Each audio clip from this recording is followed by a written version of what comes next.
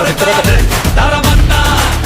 காமராஜர் காலை உணவு திட்டம் என பெயர் மாற்றம் செய்யப்பட்டிருக்கிறது. முதல்வரின் காலை உணவு திட்டத்தின் பெயரை தாவேக அரசு மாற்றியிருக்கிறது. பெருந்தலைவர் காமராஜர் காலை உணவு திட்டம் என பெயர் மாற்றம் செய்யப்பட்டுள்ளது. அண்மை செய்தியாக பார்க்கிறோம். அரசு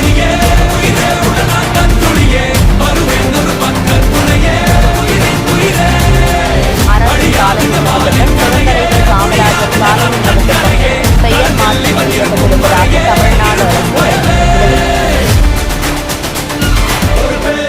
முதல்வரின் காலை உணவு திட்டத்தின் பெயரை தாவேக அரசு மாற்றியிருக்கிறது. பெருந்தலைவர் காமராஜர் காலை உணவு திட்டம் என பெயர் மாற்றம் செய்யப்பட்டிருக்கிறது.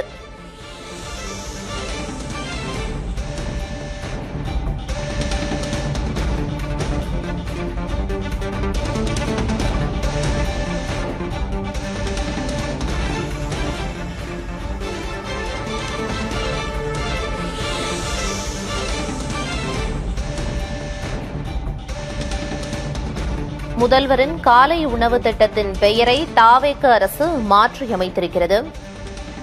6 முதல் 8ஆம் வகுப்பு வரை பயிலும் மாணவர்களுக்கும் காலை உணவு திட்டத்தை விரிவுபடுத்தி அரசாணை வெளியிடப்பட்டிருக்கிறது.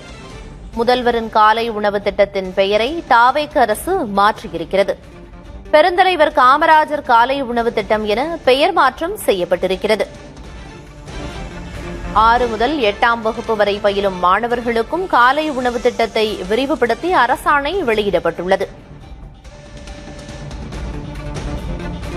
இது தொடர்பான தகவல்களை வழங்குவதற்காக செய்தியாளர் ரமேஷ் இணைப்பில் இருக்கிறார். ரமேஷ், அரசாணையில் கூடுதல் தகவல் என்ன இருக்கு? முழு விவரம். கடந்த ஆட்சியில் 1 முதல் 5 வகுப்புகளுக்கு படிக்கக்கூடிய அரசு மற்றும் உதவி பெறும் பள்ளிகளில் படிக்கக்கூடிய மாணவர்களுக்கு இந்த காலை உணவு திட்டம் செயல்படுத்தப்பட்டது. இந்த நிலையில் தற்பொழுது 6ஆம் வகுப்பு முதல் 8ஆம் வகுப்பு வரை பயிலும் மாணவ மாணவியருக்கு இந்த திட்டம் விரிவுபடுத்தப்பட்டிருக்கிறது.